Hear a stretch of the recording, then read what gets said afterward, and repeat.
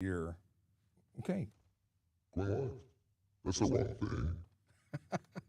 You know there we go. Now we got the right button pressed. How you doing? Glad to be back. It's been a while. My name is Sean Shapiro. This is Ask a Traffic Cop, that show on the internet where I answer your traffic and police questions for about an hour. Yeah. Wow.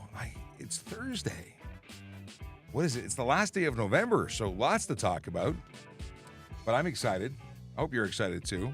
Is the stream not working on TikTok? No, it's not. Why is it not working on TikTok? That's what I want to know. Technical difficulties, all the joy. Let's have a look. Let's see what's going on here. I got to check the stream. Why is it not working? You know, setup isn't. It says it's streaming. Can I change anything? No. If I reload. Let's see. Maybe it's working and it just doesn't show me it's working. Because that can happen. Oh, no, it doesn't really seem to be working. Let's try a little technology. It's always fun when it's it's working. Okay. Didn't want to mess with me. That's what it is. It saw me getting serious about stuff and things. And TikTok said, no, we were not messing with Shapiro today.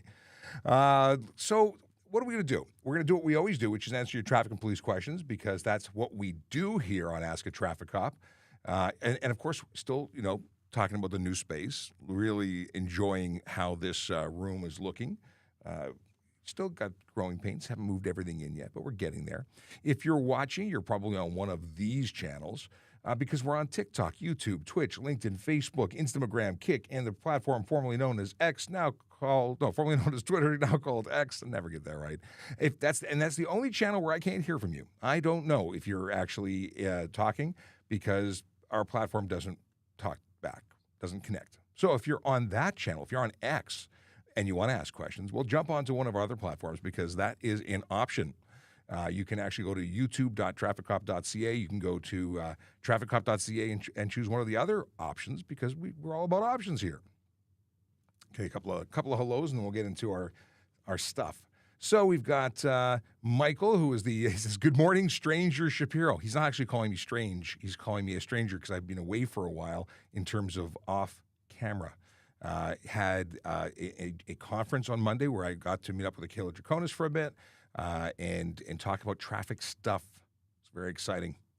We've got, and then Tuesday was more of the same. And yesterday was another thing. Lots of things. Good morning to Tim Shallow. Let's see here. Michael wants to know if the thumbnail needs to be updated for every live because it has the date. Yes, it does. I wish that was automated, but no, it is something I do every day.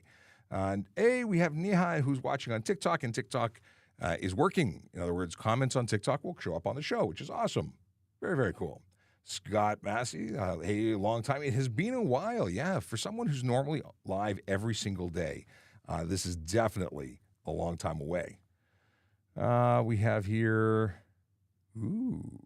okay, we got questions from Instagram. We'll get you in a few. Happy Thursday, Sean, from Chris Luttrell, my recently retired friend. He's a copper from the States. He was a military guy, police guy. A podcaster, TikTok for a little bit, but he's coming in from LinkedIn. Good day.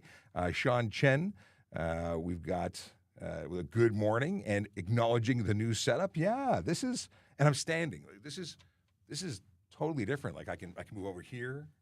I can move over here. Yeah, it's very different. I just got an electrical shock in my earpiece to my ear. That was weird. Watchdog 5705 says, good morning. Randy McNaught says, good Thursday morning, or IG. I'm not sure I understand what you're saying. Thursday, I'm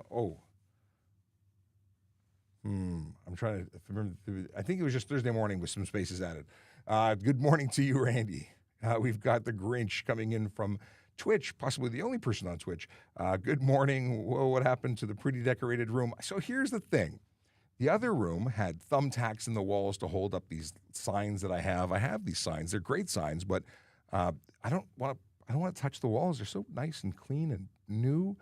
This is sound treatment that allows us to sound better in here and not disturb everybody outside and not have everybody outside disturbing us. So that's a positive. It is, but yeah, we'll see. Well, decorations will happen. We have to figure out what the options are. Okay. Okay, Steve says, oh, you got questions. I'll flag this question for a little bit. Kayla, good morning to you. Let's see here. Questions. Okay, so we'll flag questions. We're doing the hellos, and then we're going to talk about Vision Zero, and then we're going to go into, we'll get into all your questions. So Peter says, good morning. Peter, who spotted a friend of ours on the news yesterday. We caught that. Was it yesterday? It was 2 days ago. A wave from this user on TikTok, Derek Home Reno. How you doing? Let's see here. Lauren says, you've got a heck of a job ahead of you. Love you tons. Bye. Thanks very much. Let's see here. We got Toronto Police Lives Matter. We've got good morning, four-way stop question. We'll flag that and come back to you in a second. Good morning to you.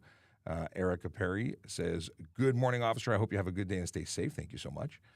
The sound does sound amazing. The Grinch is confirming that it sounds good. It's weird. Prior to the soundproofing, there was lots of noises, and we had the volumes really set low, so we didn't pick anything up. But now you hear everything. There's a fan noise. I didn't even know these fans worked, but now I hear them. Yeah. Oh. The suggestion is that I get an ESD mat to stand on so I don't give myself the electroshock treatment. That's awesome.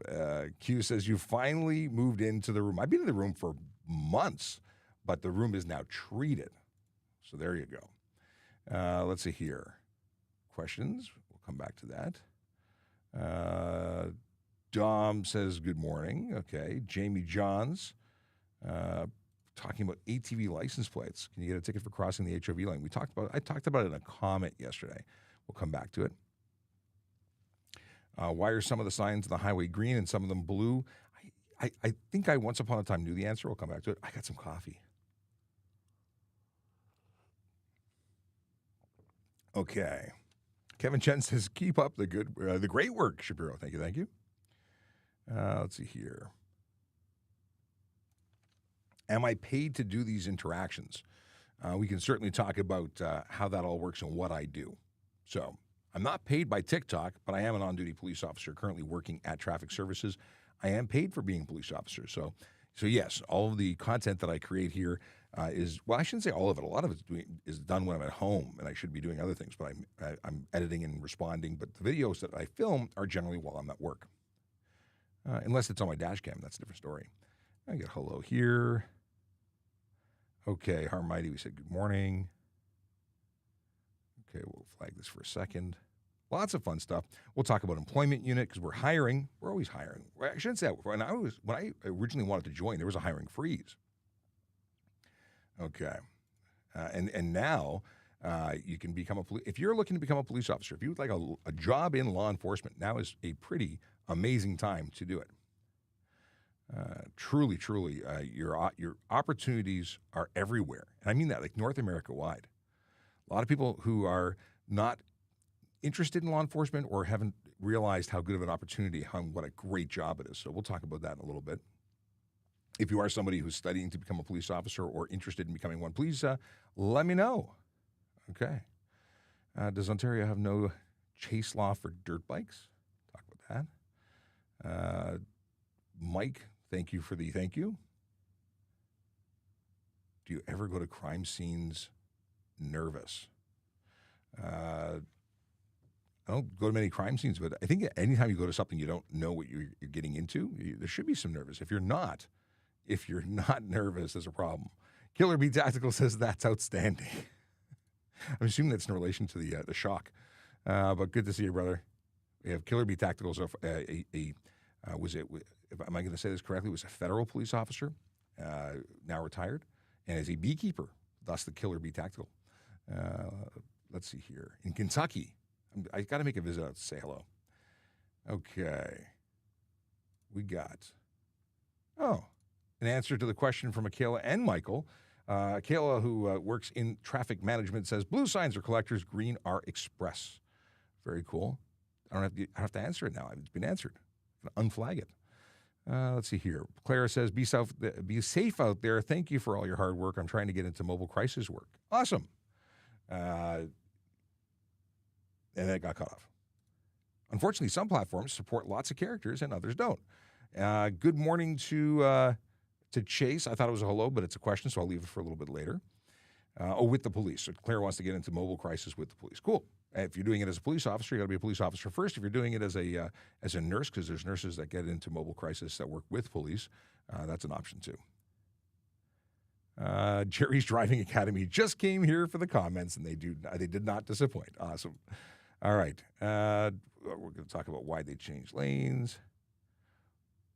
Questions about why it's a good time to become a police officer. We'll get into that. Just ask a question once. I'm trying to get through everything, but if you spam the chat, Akila gave me some spam, so I can say, don't spam the chat. My Tylenol fell off the table. Okay. Good questions here. Talking about the DVP from J-Man. Okay. I've gone through, I've flagged a whole bunch of, Richard says good morning. I want to get the good mornings out of the way. Okay, questions about racing seats, learner's permits, and ATVs. Okay, questions about a police tour bus. Okay. Oh, very good question. Michael L. wants to know about this. We're going to come back to that in a second. The question is, there's a video of a Toronto Police tour bus going 120 on the 401. I know you say police can speed. What's the possible justification a tour bus could have to speed? I'm so thankful that you asked that, because we're going to have fun answering it, because you'll learn something you didn't know about the Toronto Police. Questions about employment. We'll come back to that, about salary and whatnot.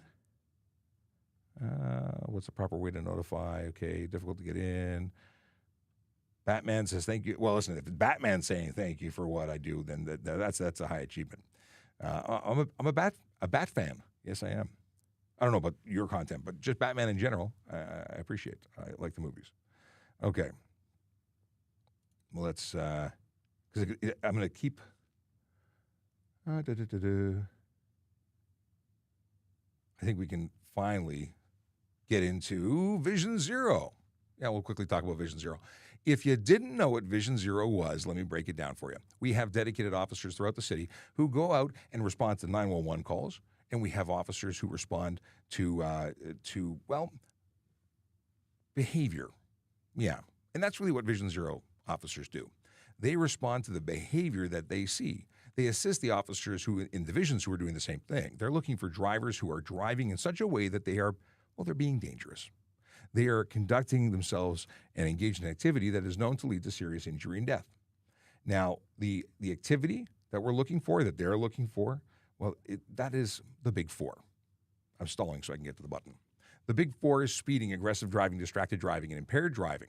Now, everything is important. All laws should be followed, but the ones that deal and fall into the categories of the big four are the most serious. That's why we spend the most time dealing with them. So if you're engaged in activities like that, expect to be, introduced to an officer by way of a traffic stop. See, they're trying to change that driver behavior one ticket at a time. And today they are spending their time in 13 Division and 43 Division. Those are the neighborhoods of Yorkdale, Glen Park, Briar Hill, Wychwood, Oakwood, Vaughan, Bendale, Woburn. Did I say that right? Woburn. West Hill, Guildwood. Neighborhoods where real people live, work, and play and deserve to be safe. Simple as that. And if you don't want to meet them, I would suggest maybe not breaking the law. We're very often enforcement officers, people who stop others for tickets to enforce the laws, are often, it's suggested we're just tax collectors. We're just trying to make money for the government. And that couldn't be farther from the truth. That is not the motivation. The motivation is safety. And yes, there's a consequence, because how else do we convey a lesson to be learned? If I just stop you to educate you that the law is the law and you shouldn't be breaking it, maybe you'll change your opinion or your behavior, but maybe not. But if I cost you some money and you realize that doing these things will cost money, well, maybe you won't do it again. And maybe you will. And that's why there's points involved, because if you continue to do that thing You'll eventually lose your license by way of not having one because of points accumulation, or your insurance will become so high that you won't be able to afford to drive. Either way, the easiest way to avoid paying money or losing your license is to drive lawfully, legally, the way you were taught to. Well, hopefully that was lawfully. At least the way you were tested to, the way you were expected to. Yes, we'll go with that. Steve says, if you have signaled and got into a new dedicated turning lane, do you by law still signal making the corner? So you're in a turning lane, dedicated turning lane. Do you still have to leave your signals on? The answer is, yeah, you do. The fact that you know where you are and you know what the lane says, but you're assuming everyone else does too. And logic could support that. But the truth is that you can't, no other driver can be assumed. You cannot assume that another driver knows what you're about to do, and you are responsible for indicating your intention to turn or change direction, change lanes. You have to. If it can impact anybody else, whether it be pedestrian or a cyclist or other driver. So yes, you are required by law to signal any change in direction.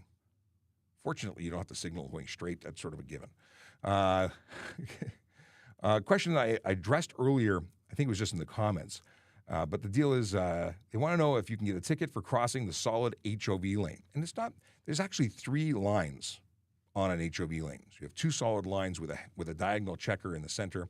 And there are no laws in Ontario for changing or crossing lines. However, the HOV lane has very specific rules, and it's written into law that that line cannot be crossed.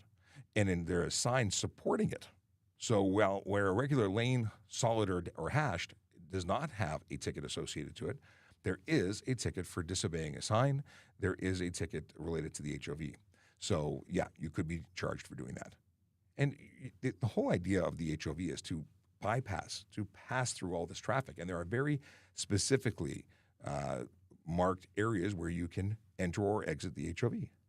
Sadly, people use that HOV as an opportunity to pass other people. They misuse the HOV, and more strict enforcement of the HOV is required, in my opinion. But hey, it's just me, traffic guy. I do like coffee. Okay. CU has a question. Good morning. 4-way stop. When does pedestrian have right of way? Okay.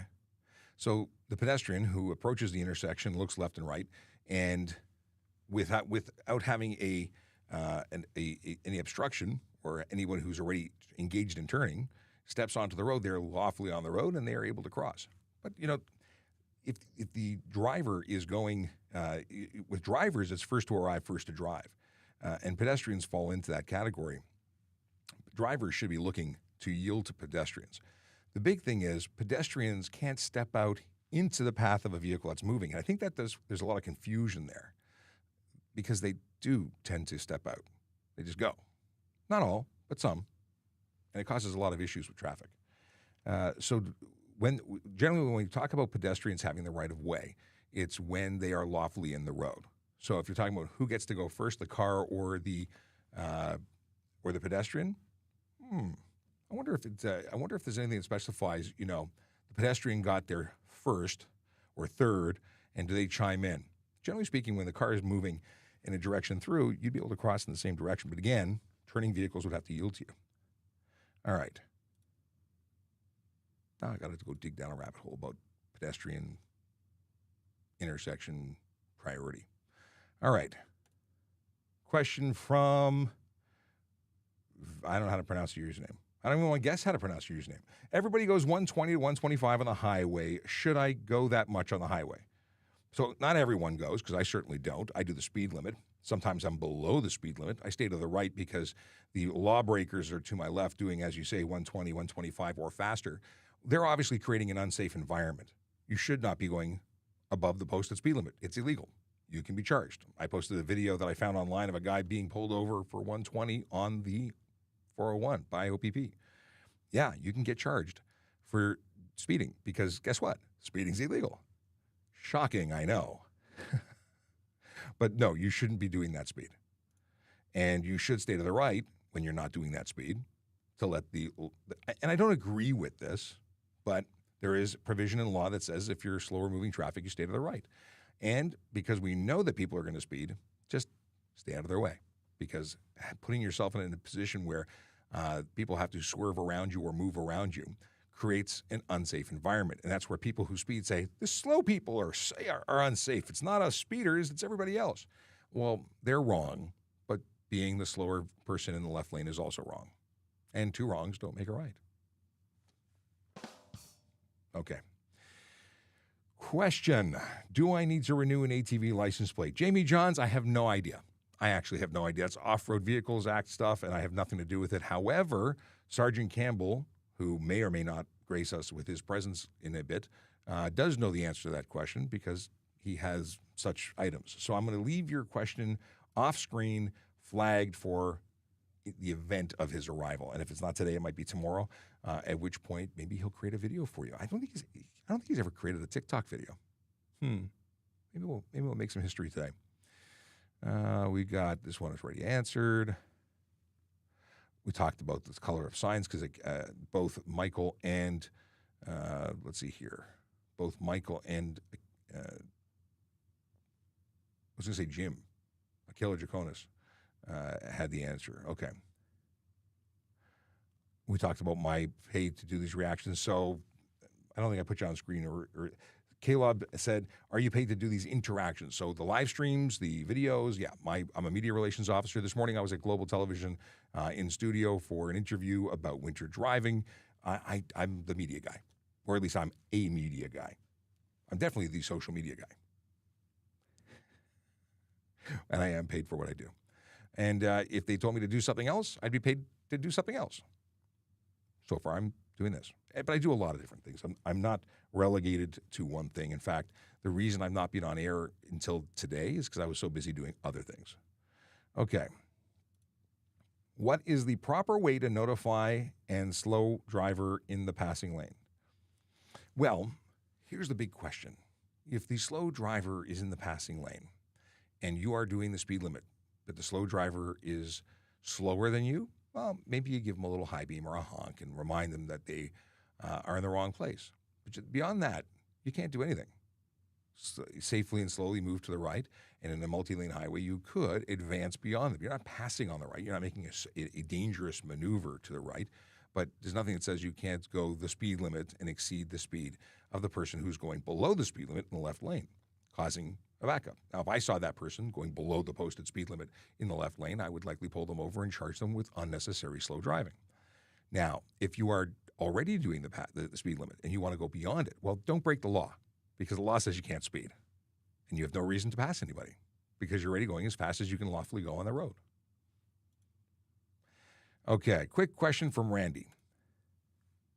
We have a speed limit on our multi-lane highways. People always complain about left lane hogs. There is a violation for unnecessary slow driving, but is there an impeding for charge for not moving to the right? Oddly and unplanned, this is connected to the previous question. There is apparently, although it's not one I've used, apparently a charge that the OPP uses for slower traffic stay to the right. So I'd have to look it up again, but I have found it once. I've not found it since. But I know it exists. But again, laws are not intended to supersede. So if I have a law that says slower moving traffic moves to the right, but that slower moving traffic is going as fast as the law allows, then a law that says slower traffic moving to the right should not impact someone who's traveling at the fastest you can legally go to accommodate speeders. That doesn't make sense. And I think that it's being applied that way, where the slow driver that's doing the lawful speed limit is in the way of the law-breaking, unsafe driver in the left lane. I don't think that should hold up in court, and I don't think it would. But I'm not a lawyer. I just don't think that that's an applicable use or an appropriate implementation of that law. Anyway, J.C. Lang wants to know if a different color hood is legal. So you can change the color of parts of your vehicle when it's substantive, when it's the majority, or not even the majority, when it's significant. You would have to reclassify your vehicle as a multicolor vehicle. A hood alone, I don't know if that qualifies. But if you were to look at the vehicle and it looks like a two-color vehicle versus accents, yeah, you should apply for a change in your vehicle description, or you could get a $110 ticket. But I don't know what the threshold is. Is it 50%? It's going to be some interpretation. Does Ontario have a no chase law for dirt bikes or ATVs? Generally speaking, we try and avoid chasing vehicles that will likely result in the person riding the vehicle getting hurt or hurting somebody else. Every chase has an element of that safety mindedness to it. Whether it be a car or a motorcycle, we're going to try and avoid chasing those vehicles. That's not to say we are never going to chase them. It means that we may use other tactics to find them. Very often that involves calling friends with helicopters or notifying police officers in other areas to be on the lookout or wait for. Oddly enough, we charge a lot of them. So chasing isn't always the best thing because chasing tends to increase the speeds of which we are dealing with said person. Yeah. But I'd love to see harsher penalties and harsher options available. Okay, we talked about this. Okay, here's the chase question that I thought was a hello that was not a hello, but may now act as one. Okay, can police look up random plates at the end of the shift? What happens if they do? So anytime we search a plate, we have to be able to articulate. We have to note why we're doing that because everything's recorded. So if we're running your plate, it's in relation to a reason. We're investigating, we're enforcing, we're doing.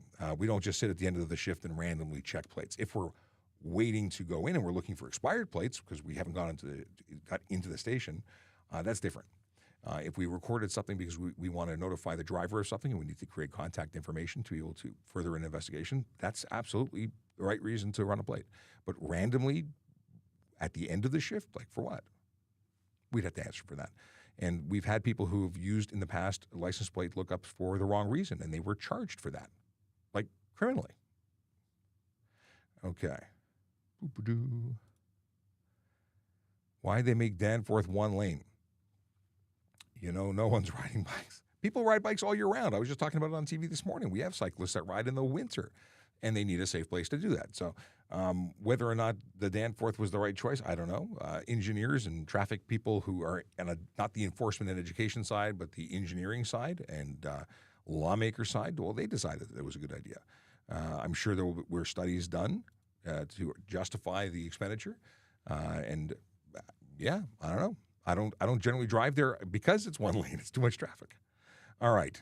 Let's talk about this. If you're new to the channel and you don't know who I am, my name is Shapiro. I'm a police officer with the Toronto Police Service, and I talk about traffic safety, traffic law, and police stuff every single day, except I was talking about it. I just wasn't on camera talking about it because I was off site. But normally this show is from 10 to 11, Monday to Friday. Now, we're going to be here today and tomorrow. This is Thursday. Tomorrow's Friday. And then we'll probably be back Monday, Tuesday, and then I'm going to be off until, towards the end of December, which means there are really going to be 2 to 4 shows left. Well, 3 to 4 shows left until the end of the year, possibly maybe. I'll keep you in the loop. That said, you can always get a hold of us through trafficop.ca. You can always, of course, call police for emergency stuff. But the show will take a break while I'm on vacation, and then when I get back, we'll be back on. Let's talk about employment, because I have not talked about employment much. If you are interested in a great opportunity, and there are so many great opportunities, you can go to www.tps.ca/careers to get to this page. And let me give you a little tour. On this page, you can get information about the roles of police constable, special constable, parking enforcement officer, communications operator. Lateral hire is for police officers in other jurisdictions that want to move over from wherever they are to where we are. Auxiliary officer, the way I started, because there was a hiring freeze. This is the button you press there, and they are currently taking applications. Auxiliary officers are volunteer members of the police service. They wear uniforms, they get training, and they go out and do amazing stuff. In fact, if you saw the Santa Claus parade, the majority of officers you saw on the parade route were, in fact, volunteers. Information there. And guess what? Apply. The deadline is tomorrow. I did not know that. This was not set up. But yes, tomorrow is the deadline, and that's for next year's class. I would suggest, if you're looking for the best way to see and experience your city in a new and exciting way, other than full-time employment as a police officer, then auxiliary officer is your next best thing. Let's see here. What else we got? Civilian roles. Yes. Let's see what roles. This changes all the time. If you want to work for an amazing organization but are not interested in putting on a uniform and being out and about, then I would suggest you look at our civilian opportunities. The 6 jobs currently posted: solutions architect, IT risk management, working out of headquarters, senior analyst. I don't know what Azure integration platform. I think that's a Microsoft thing. Also, IT risk management, benefit administrator, working for our employee services and benefits section, talent acquisition advisor. I imagine that is going to be someone working in employment, helping to hire other amazing people. Auxiliary volunteer, we just talked about, and communications operator. Yeah. Now, all of these positions have closing dates that are separate, different. Let's look at the first one. If you'd like to make $119,000 to $139,491, I would suggest going and looking at it. This could be a job of your dreams. It closes on December 12th. And when it closes, it's gone. These jobs don't come up every week. If you see something you like, you best be applying for it. Why is now a good time to apply? That is a very good question. I think that times have changed. I think people have been looking for different types of opportunities. So many people moving into tech and executive bathrooms. But this is a great time for someone who wants to be in law enforcement to get into law enforcement, because there have been fewer applicants North America wide. I think a lot of it's because of bad press and stigma. But I can tell you that this is the best job in the world. J-Man says, hey, Sean, will the OPP be taking over enforcement on Gardner and DVP? Any idea yet? No idea yet. This is in relation to the provincial government saying that they're going to take over the funding responsibility of the Don Valley Parkway and the Fred Gardner Expressway. And because you may not know that those two are city highways or expressways or controlled access, they're city roads, not provincial 401 highways. So the responsibility has always been for the city to pay for those things. Now, things could change. I don't know how that's going to go, but it's a good question. We'll let you know when we know, or at least when I know. Somebody else might know. It's just not me. Yeah, that happens a lot. Kayla, not Kyla. What should you do if you know you cannot make physical requirements for the testing? This is back to the employment question. Train hard. Hire a personal trainer. Train for the tests. Speak to a recruiter, because there are sessions specifically designed to assist women to work towards their goals and getting on. You know, we need people from of all backgrounds, and we need men, we need women, we need everybody. So we want to help the people to get on. And I know that they, for the longest time, created specific groups or training opportunities for women who want to be able to make the physical requirements, because it's different. Where I had my running was terrible. I had to work really hard to do the shuttle run. Running not friendly to big guys. Just as a big person in general, I'm 6'5", starting up and slowing down as a big guy, not easy. Sustained distance, not a problem, or at least not as much of a problem. Still don't like running. But I was with people that couldn't lift anything, but they could run like the wind. So everyone has different strengths. The big thing is to balance and to learn how to beat the tests that you need to beat. There's also academic testing, and not everybody is an academic. Is it illegal to have racing streets in your? Sorry, is it illegal to have racing seats in your streetcar? The seats may not be an issue. The seat belts might. You can't remove your OEM seat belts. You can't replace them with a 6-point harness. You have to wear the OEM seat belt over the harness, and a lot of the harnesses available, especially if it's like from that Amazon site, they are not generally real or illegal. They don't have the spring-loaded coil to take up slack, and they don't lock out. They have to be basically tightened prior to your departure. In a race car, that's great. You have a pit crew that's going to tighten you up, and it's going to be safe. But on the street, that's not the case. And most of them are either not installed properly. In any case, not legal for the road. The seats themselves may not be an issue, but you need the OEM seat, or the OEM seat belt. We have more ATV questions that I don't have answers for. So the question was, can you drive an ATV with a learner's permit? And if so, is it only allowed on private land? So if you're driving an ATV on your private land or on private land with permission of the owner, you don't need a license. If you're going to be on trails, you need a license, from my understanding, and I have very limited exposure to off-road vehicles, so we'll have to leave that for Sergeant Campbell.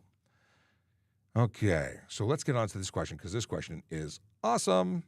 There's a video of the Toronto Police tour bus going 120 on the 401. I know you say police can speed, but what possible justification would a police tour bus have to speed? What do you think was on the tour bus? Police officers. Where do you think they were going? What kind of police officers do you think they were transporting? Police officers to attend an event for police work. Now, getting there urgently is likely part of the requirement. They are absolutely doing police work when they are going there. They're absolutely trying to get somewhere quickly, and those lights actually have police lights and sirens installed. And just like having a police car, very often it is best to get somewhere without activating your lights and sirens unless you are absolutely required to go through a signalized intersection against a red. So if it was a red light, they would totally be able to activate their 360 lights and go through. I don't even know if they have 360. I definitely have to the front. Regardless, they're doing police work. They're transporting large numbers of officers to an event, and they're required to get to where they have to go. Yeah. I think that I've never been asked that. I've never had the question. So I am glad that you asked. And I didn't see the video, but it's awesome. Now I want to see the video. How much is starting pay for a police officer? I had it up, and now I need to pull it back up again. All right, police constable. Let's put this back on screen. Bada bing, bada boom. Okay.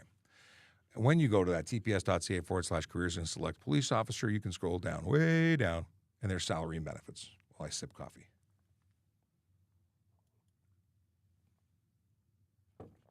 Oh, I got to scroll down, way down. Hang on a second. Here we go. Okay.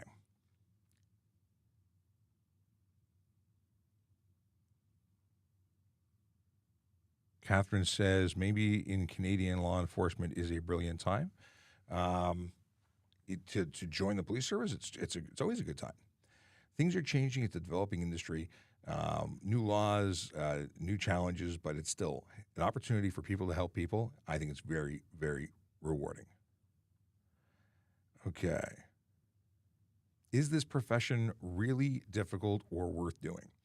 Well, financially, you see on the screen that while you're being trained at $70,000, which is more than many people make on annual salary for the job that they do. So, yes, it is a very well-paid profession.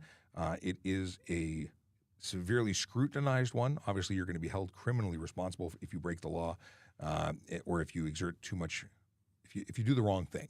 If you use force but use too much force or you're not legally justified in the force, you're held accountable. You've got a lot of authority, and if you misuse that authority, you're going to be held criminally responsible. Yeah, but in terms of, is it worth doing? Absolutely. I look forward to every day I go to work. Whether I was in the motor squad, investigating collisions in the CIB, I love this job. I started as a volunteer, and I've always wanted to be a police officer. Like there's been nothing in my mind. I've done a lot of different things, but the underlying desire to help people has always been there. So this, to me, was a dream come true. And if you like helping people and not having to give them a bill at the end of the day, this is a great opportunity because you get to help people and see people at their best and worst.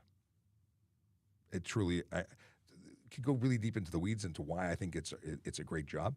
But if you're someone who likes a different job every day because you know what time you're getting here, you know the uniform you're going to put on, but you have no idea what your duties are because things change and it's dynamic. You never know what the day's going to bring. We got multiple salutes here from the looks of it. But they don't show up, but they show up on my screen. Why is that not showing up? Anyway, try it again. No, it's not working. But I salute you. I appreciate the salutes. It shows up on my side, but not the screen. Do you have to pull over for an ambulance if there's a median between you? So emergency vehicles, when there's a painted line between north and south, as an example, then yes, everyone has to pull over. If you're on a divided highway where your side of the road is one way, well, if they're on the other side, on their one way, no, you don't have to pull over. Same thing for school buses. You cannot pass a school bus in either direction if it's an undivided highway, painted line dividing both directions. But if it's a median divided road where it's one way on one side and one way on the other, then you can't pass it on your side, but you don't have to stop on the other side. Let's see here. Can I drive a semi-truck on my own property? Hello. I'm so glad you're here. Oh, no. And there are others who will agree. Sergeant Campbell is going to join us. I have ATV questions.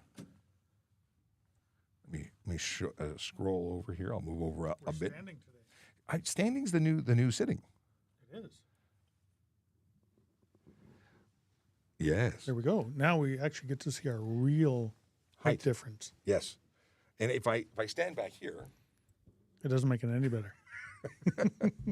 let's see here. Well, first thing, we got this one on screen. Can I drive my semi-truck or a semi-truck on my own property without a Class 1? So you're obviously not in Ontario because we don't call them Class 1 licenses here. Yep. But if you're on private property in Ontario, you don't need a license. Yeah, absolutely. You can drive anything you want on private property in Ontario, as long as you're not doing it driving in a manner that is dangerous or stunt driving. Because at that point, you would be eligible for charges, and still not charges for the license, but you'd be charged for the stunt. Yep, absolutely. Yeah. So the question that came up when you were not here was ATV related. So the first one was, can you drive an ATV with a learner's permit, and if so, is it only allowed on private land? So there are some municipalities that allow ATVs to be operated on the side of the roadway. There are special regulations that go along with it, including speed limits and restricted roads. So you have to be on a road that is actually allowed by the municipality and has to be published that way. You cannot drive with a Class G1 driver's license because that is only a learner's permit.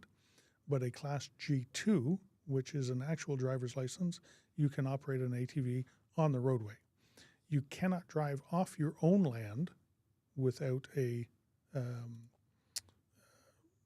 without permission of the landowner, without insurance, or on public land without a Class G2 driver's license or above. There was another question about, do you have to renew your ATV license, or is it a one and done like a plate, a trailer plate? There is, your ATV license? License plate. So this is one that really gets me going. I don't know if I said this before. You may have. It bugs me.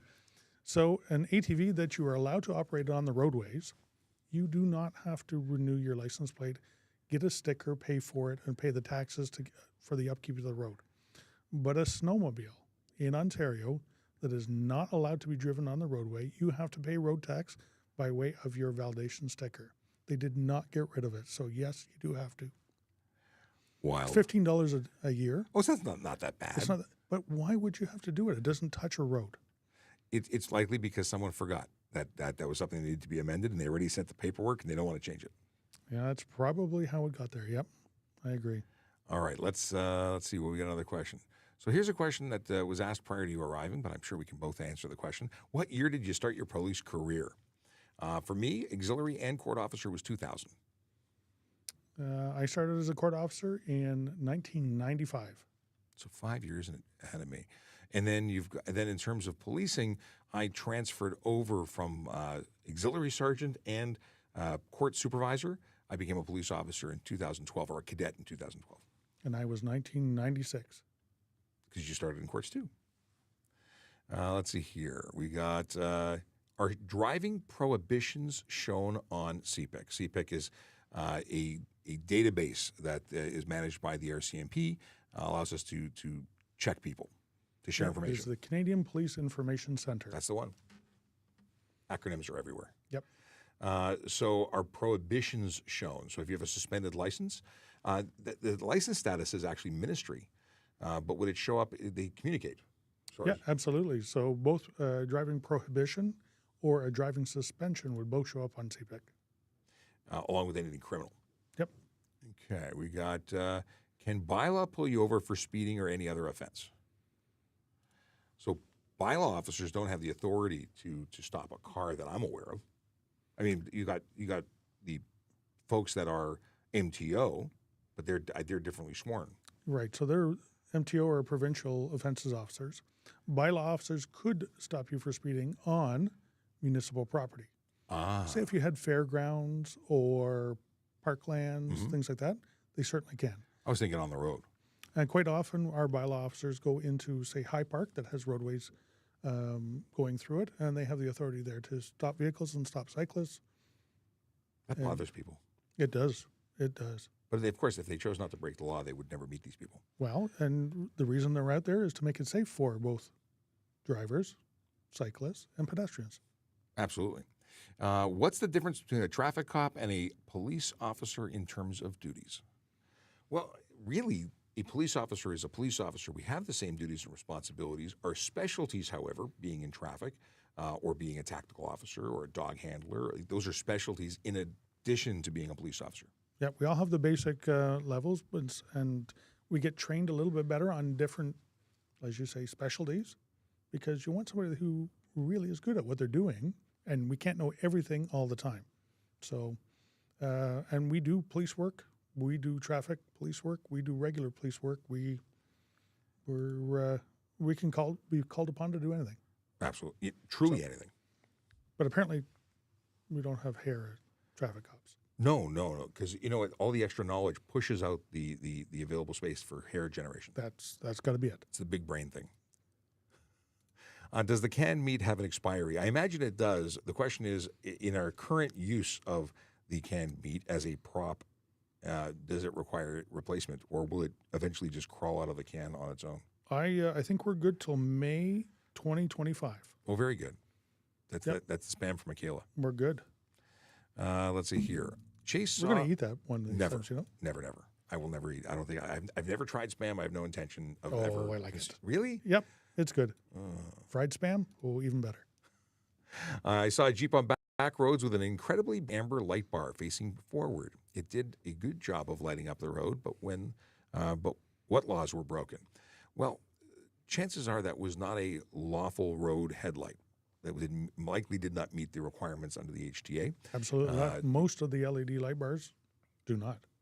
I don't know how you would have them with 100 bulbs listed. How would focus them to pinpoint accuracy as you would have to with a regular headlight? It just doesn't. They're not sold as an on-road light. So just by using it, it's also probably brighter than the maximum power that you're allowed to have on the road. But its direction being the biggest problem. So it's intended as an off-road light. Right color being amber, but everything else would be incorrect. Yep, absolutely. I mean, aftermarket lights have been on off-road trucks for forever, and bikes and ATVs and stuff like that. A lot of them cannot turn them on the roadway. Well, look at the Baja bugs with a strip of 5 super high intensity back then halogen lights. I was about to say that's they old school. Yeah, and they had all caps on them for when they were on the road. Very limited use. Actually, the caps are on them to protect them from stones and stuff like that. Is that the bigger reason? Yeah, and then they pull it off when they're... I assumed it was like out of service. Yeah, well. But that makes a lot of sense. Is there a speed limit as to how fast cops can go? Well, depends. Yeah, I mean, for internal monitoring, we want to know why and justify why people are doing what they're doing in the normal course of their duties. Mach 2 is dissuaded, but there could be a reason to go that fast. Mind you, I don't think we could go that fast if we wanted to. No. Mach 1, maybe. We are allowed to break the speed limit law, but it has to be reasonable, and we can't drive dangerously to put others at risk. Dangerous driving, we're not exempt from. So, speed differential is huge, and we have to be aware of that. That's what causes the issues. You're stuck. That's okay. I'm sure that if I refresh like this, it'll unstuck. It was doing weird things earlier, but we would have heard about it if it was a problem. See, we're unstuck. Hey, we're back. We have a follow-up question from Michael. It was actually the first question. I got them out of order. What happened if you do not install front plates, or you just got your car fixed and the front plate hasn't been installed yet? What happens? You get tickets. Yes, $110 for failing to display 2 plates in Ontario. You're required by law to meet the regulation. You get 2 plates, you got to put them on. Front of the vehicle in a conspicuous place. Doesn't matter left, right, center, but it has to be on the front. It cannot be behind the front windshield, which is the favorite place of many people to put them. I don't understand the draw. That's easiest. Well, I don't have one, so I'll just chuck throw it it in here. there. It does not look good, and what I call the Ontario Shuriken is the license plate that will hit you in the forehead, splitting it open in a collision. It's just not a good thing. Bad. We have a question that came through. Oh, this was an unintentional on the screen. I wish our policy and lawmakers would talk to law enforcement officers before adding a law in that resources are limited to enforce and does not make sense.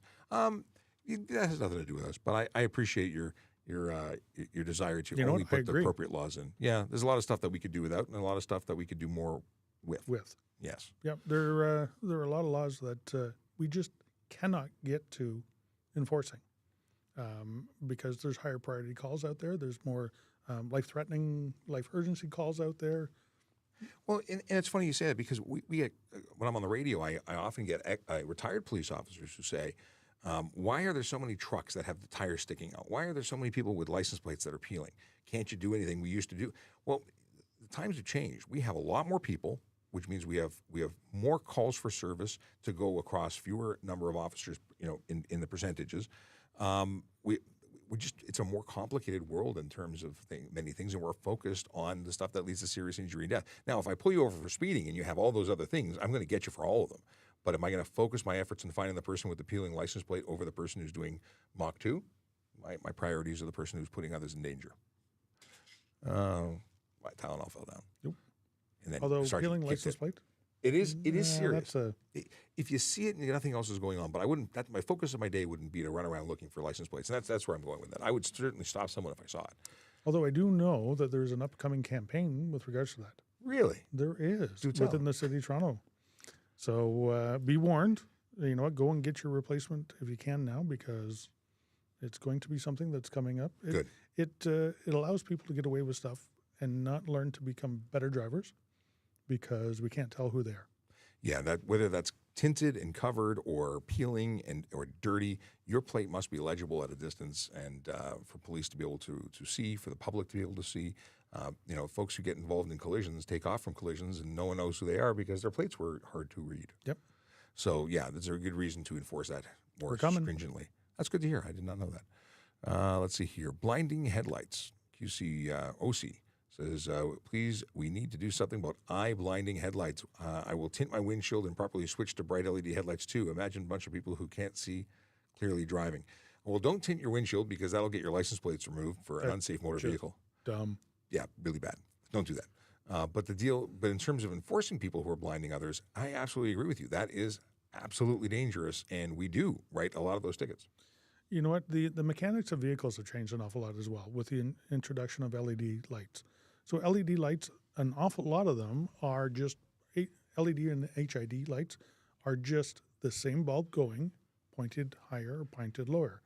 You know what? There's a lot of cars out there that have technology when you have people in your back seat or weight in the back, it will actually level out the headlight so it doesn't become pointed up into your eyes. And that's a big But thing. then there's an awful lot of cars that don't do it. And there's manual adjustments. You can manually adjust things outside of the vehicle. It's with a screwdriver, so it's not something you do when you put something in your trunk. But many people are receiving cars from the dealership that have misdirected headlights. And, And the LED lights that are out there right now are so bright that when they point at you, they are quite literally blinding. I get it. I agree. But don't tint your windshield. No, that bad. Super bad. Question that came in earlier that I did not answer and lost track of. Hi, officer. Driving a truck with monocular vision, is it allowed? So the question is, can you drive with one eye? And getting a driver's license does not require you to have binocular vision, but a commercial motor vehicle might have a different requirement. I was about to say, he's talking about driving a truck. So it may, because you have to have a medical done before you're issued a Class A, Class D license, there may be a restriction for it. Class G driver's license did not require you to have binocular vision. And hearing is not a requirement. Many people talk about that. What? Chris Orr, if you're in the drive-thru at Tim Hortons and you're using your phone to pay, can you get charged for distracted driving? No, you cannot, because it applies to the... I just realized we're totally not on this camera. Half of us are. We could get closer. Try that. If we do this, we're half-wits. There we go. Let's see here. We already are. So if you that requires you to be on the highway for that particular charge. And I've yet to see a drive-through that's truly on the highway. Let's see here. Aquila says we should have lights and sirens on our horses for the mounted unit. But You know what? I believe they actually do have lights. really? Yep, for when they're on the roadway, they have Good to know.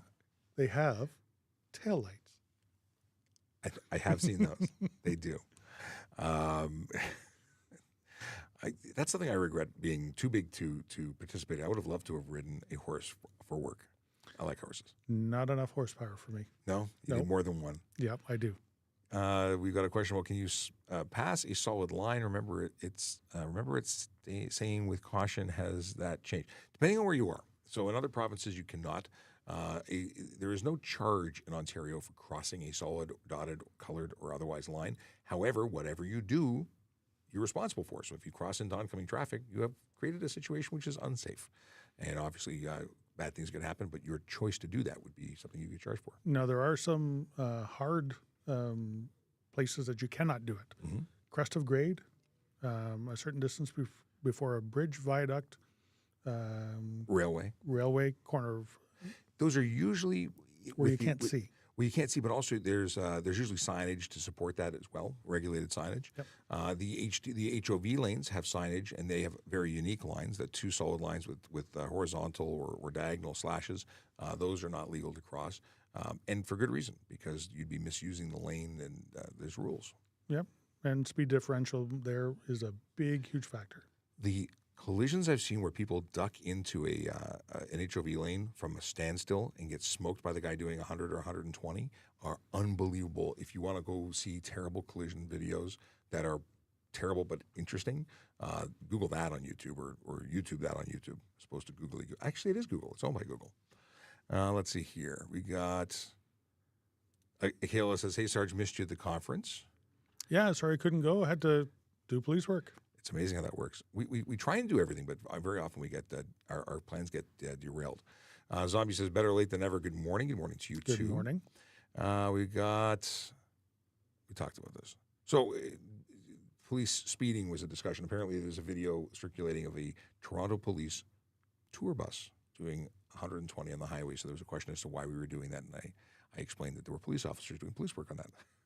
A tour bus. Well, we have We our do coach. have a coach, and that's for moving large numbers of officers over longer distances or even shorter distances. So Yeah.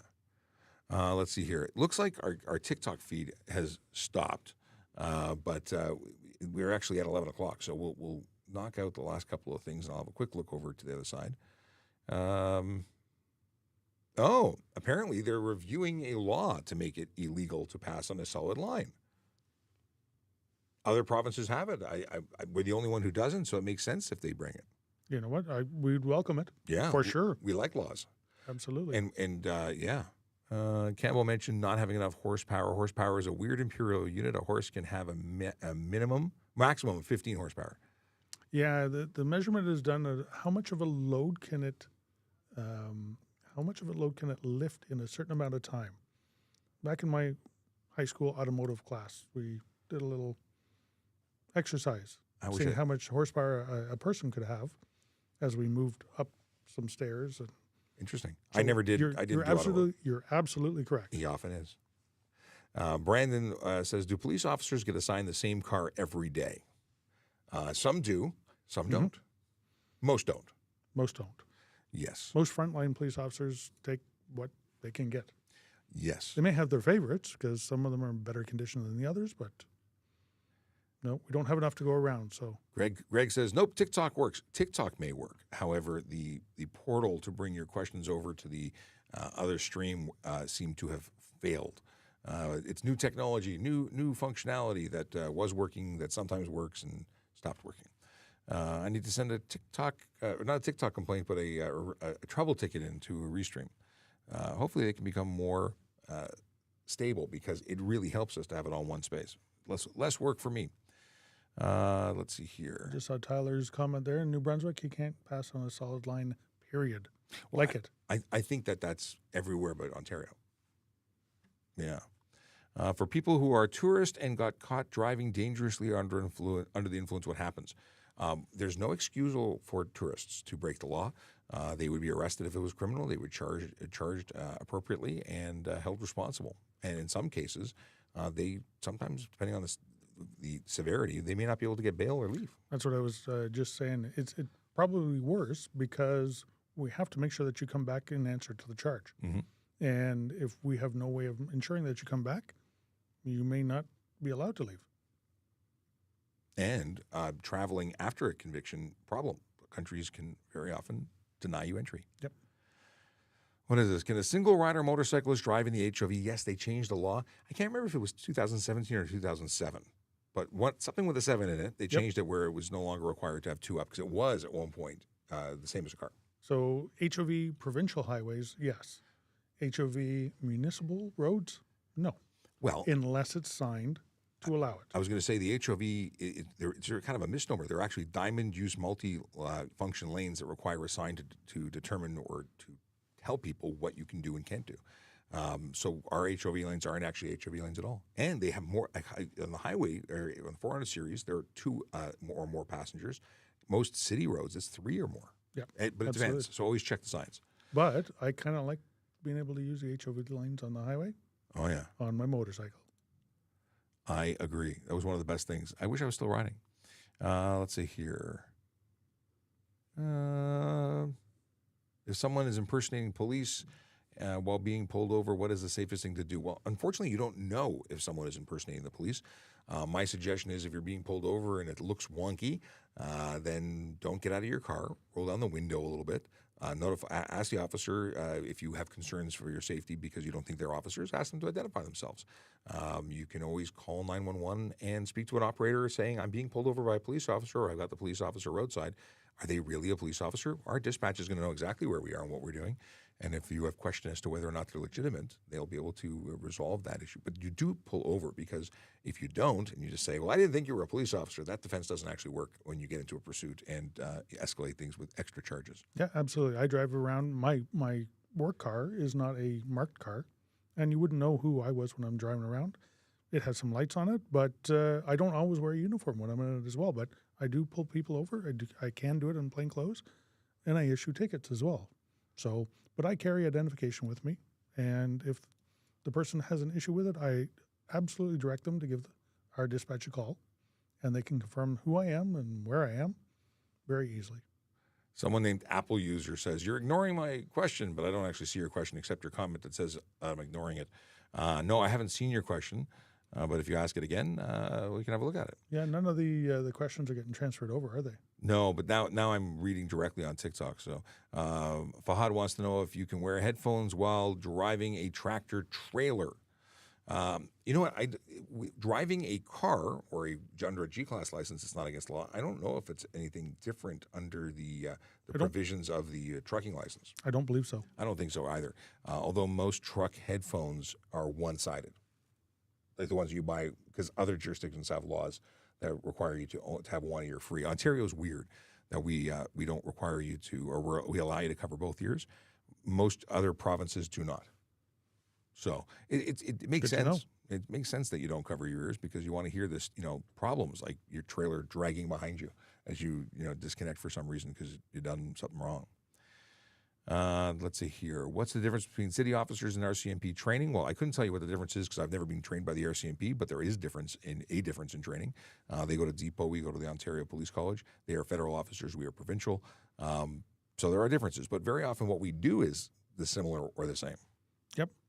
Maybe ours, specific to Toronto, is a little more focused on urban areas where the RCMP, they have to police an entire country. So different problems, different areas, different people that they're dealing with. So let's see here. Do I need a commercial registration on a vintage 1946 dump truck, or is there a classic car exemption? I have no idea.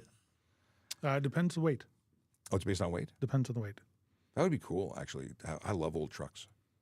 And there's a chap in I think he's in BC. He takes old trucks and makes them electric. Oh, wow. He's got some cool stuff. So check into it. You're not using it for a commercial purpose.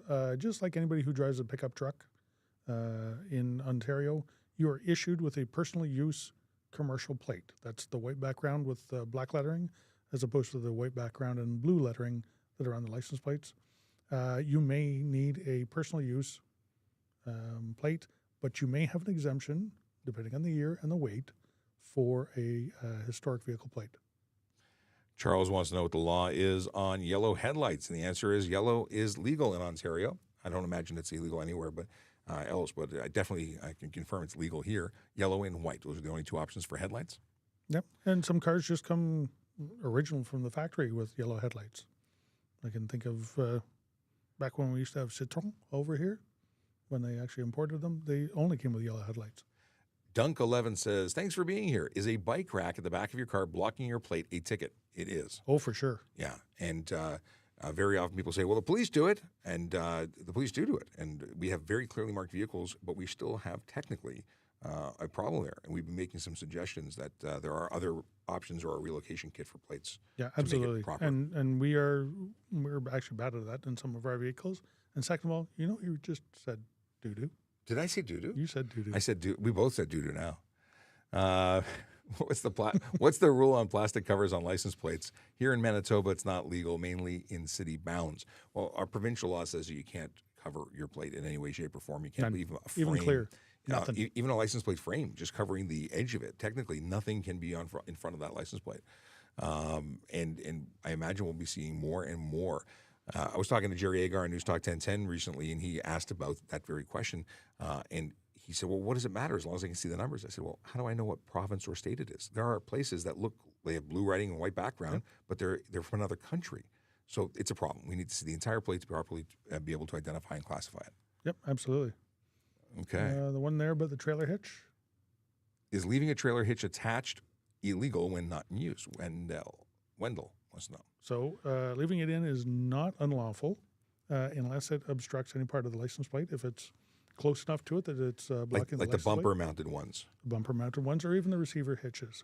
Now, the receiver hitches, I'm just going to let you know that they are connected directly to the frame of the vehicle.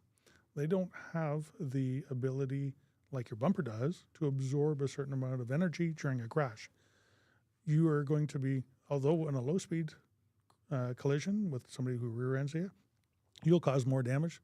But anything more than a low-speed rear-end collision, it's going to cause more damage to your vehicle, twisting of your frame, bending your frame, and may cause you more headache than what it's worth.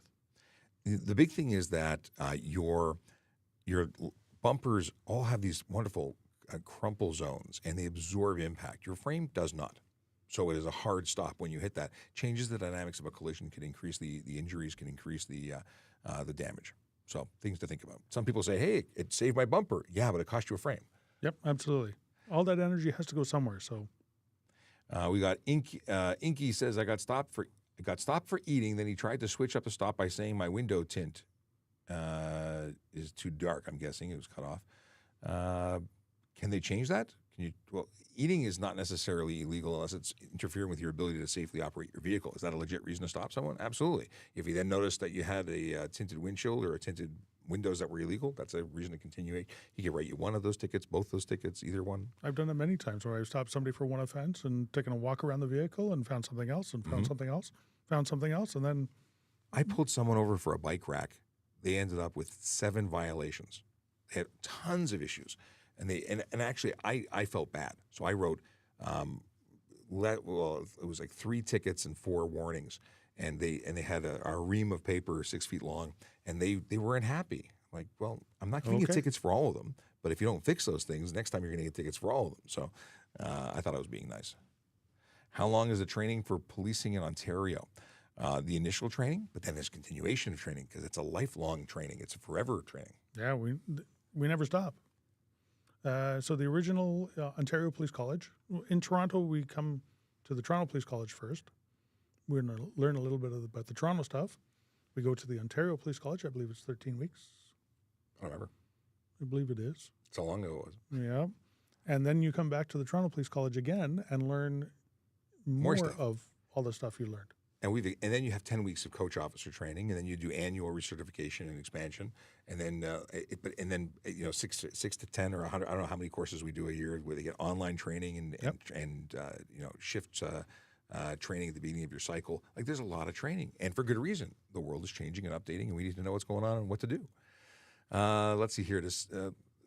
Where'd it go? Oh, why? Well, the question that I'd read was, why is it legal for the mechanics or the car dealerships to put their license plate frames on your license plate if it's not illegal to have it on your license plate when you drive?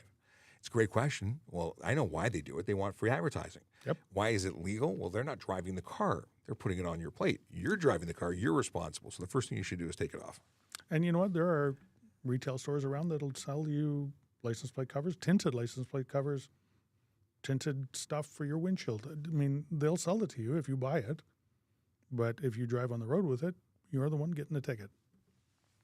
Yes. And first thing I did when I got my car, took off the dealer plate. If you borrow your friend's car and they have the driver is responsible, just like if you don't know where your friend keeps the ownership and insurance document, well, too bad. It's your ticket. Yep. We got to roll, but a couple of quick things here. A couple of people sent me a PDF file. Okay. Interesting. I don't get political. They want to know about the Middle East war. I don't talk about that stuff because this is a traffic channel, not a political channel. What is this? Thanks for answering my questions. Have a great day. Cody, you're very welcome. We got Art who says, I went through a stop sign. I got pulled over on the other side because you can't go straight through. Okay? Don't run stop signs. And if there's a sign that says don't go straight through, don't go straight through. Yeah. I get it if the police officer waved you through, you're acting on the direction of the police officer. That's a different situation. Tiffany says, thank you, gentlemen, for all you do. You're very welcome. We are happy to be here. We enjoy doing what we do and helping people. What was the other? There was something else that I saw. What was the training related? Something that I thought was worthy of it until I got sidetracked. Absolute says, so not answering my question is answering. You allow your officers to chase motorcycles, risky. I don't know what your question is. There's a lot of questions coming through. Absolute. It's Absolute Best Choice Towing. Nobody should be running away from the police. That's not a good thing. I heard that's against the law. Yeah.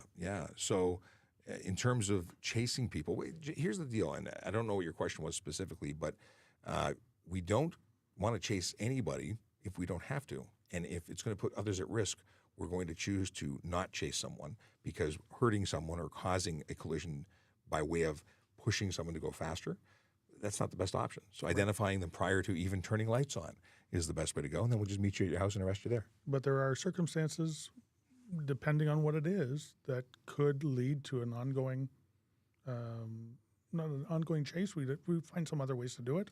Phone friends. But there would be an ongoing need to pull you over immediately because of life-threatening injuries or threats or whatever. So yes, we do sometimes have to. Oh, I think this person's trying to be rude. Oh. Let's just mute them. That's a new feature. I get to mute from the computer. How much horsepower do Chargers have? And correct me if I'm wrong, but they use V6 engines. They're actually V8s. Yeah. Oh no, they're the Hemi, and they're the large Hemi. Yeah, I don't know how much horsepower they are, but they go quick if they need to. Let's see here. Is it illegal to drive a commercial vehicle without wearing shoes? Why on earth would anyone want to? I don't know if it is. It's not for a car. I don't know if it changes for commercial vehicle. I'm going to assume it doesn't. I don't believe it does. But think about it. If you don't have shoes on and something happens and you got to flee your vehicle real quick, you're going to be, say you got in a collision, you'll be running through the glass and broken stuff. And it's bad. New driver, Hubbabub, says, can I stop on the road shoulder if I want to take a break for a few minutes? The shoulder is not for parking. It's for emergency stopping. It does have increased risk for both getting on and off the highway or on the roadway because it's really there if you have no other option. Your better option is to go to the next available exit, take a stop, and be in a nice protected area where you can then regain or re-enter the highway at speed safely. Now, I got to say, the roads in Quebec now, other than being bumpy as could be, and their bridges are not on the same level as the road tarmac is, they have fantastic rest areas. And they're frequent everywhere. They're nice, they're clean, they're amazing. I certainly applaud Quebec for doing that for the roadways. It makes the road safer because you don't mind pulling over to the side there. Yeah. Dexter wants to know what the speed limit is for an electric bike or scooter. Electric bike is not an e-bike, is not permitted to be, or cannot be capable of going more than 32 kilometers an hour. Otherwise, it loses its special privileges of being considered a bicycle and reverts to its original status of motor vehicle. In an electric kick scooter, 24 kilometers an hour is the maximum speed it can be capable of going. And as long as it's within that, it's an illegal area because Toronto, it's not permitted anywhere. $110 fine for operating an e-kick scooter in Toronto, regardless of your speed. Well, that's not true because as soon as you go more than 24, you're a motor vehicle and you're responsible for your speed. Yep, absolutely. And all the fines that go along with it. Oh, there's so many fines. Including no lights, no insurance, horn, license plates, safety, tires, windshield. The big one is the no insurance, though. It's $5,000 to $25,000 and up to 6 months in jail. Let's see here. Very quickly here. Can you get a DUI on an electric scooter? Yeah. Anything Absolutely, you can. other than muscular power under the criminal code is a motor vehicle, skateboard that has power, anything but a wheelchair. Wheelchair is the only one that's exempt. Yes, a personal mobility device, and the ones that are made so outrageous with hoods and car. But personal covers mobility device is actually you can still get a DUI on those if it's specifically wheelchair. So if it's the scooter, Yep. you can still get done. Golf cart you can get done, absolutely. Let's see here. It was I'm relocating next year. Can anyone put me through to educate me about the driving rules? Go to trafficcop.ca. There's a link at the bottom for people who are relocating to Canada and to different provinces, explaining all the rules. Okay, I gotta go. There's so much to go. We can keep talking forever, but We're done. we're done. We're done for the day. Now, there. Have you seen the what is it called? It is the. I don't know. This is your story. You love that line. This is the intro that was done by Zombie, which is now going to be the outro. Oh, I did.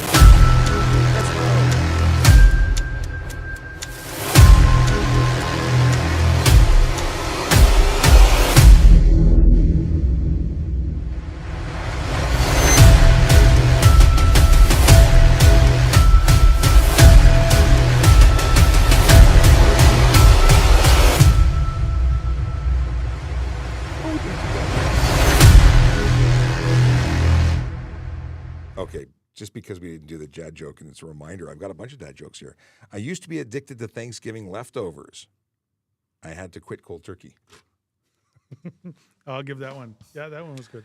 My husband asked if I could clear the kitchen table. I had to get a running start, but I made it. That's not bad. Not bad. Who helps little pumpkins cross the road? A crossing gourd. Like a gourd. A gourd.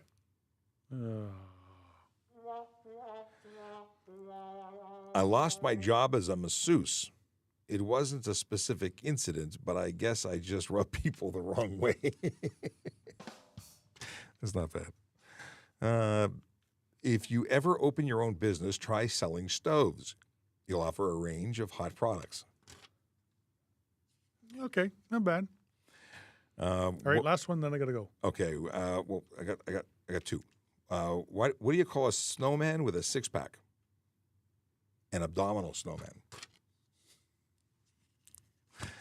And today's joke is, I've decided to name my son Mark so that when I die, I can say I left a mark on this world.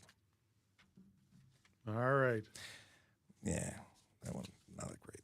My son's middle name's Mark, so maybe I'll use that later on. Yes, well, if you can use it, by all means. All right. Thank you, everyone, for spending time with us. We'll be back tomorrow for Friday, and another dad joke or two. I'll leave Kayla Draconis's quote of the day. In theory, there is no difference between theory and practice. In practice, there is. You got to think for Yogi Berra, my friend. Yes. It's like the third Yogi Berra quote you've provided. You know what? I like it, though. I like it. I'm not knocking it. It's just, And the Grinch says, yikes, that was loud. It was loud. I apologize. Cool. All right. I ignored some stuff here. I'm out. You're out? I'm out. Thanks for Gotta coming go. by. We'll see you tomorrow. Or we'll see you in 5 minutes. But we'll be back here tomorrow. All right. Goodbye again for the third time. Take care, everybody. Be safe. Drive sober. Park legally.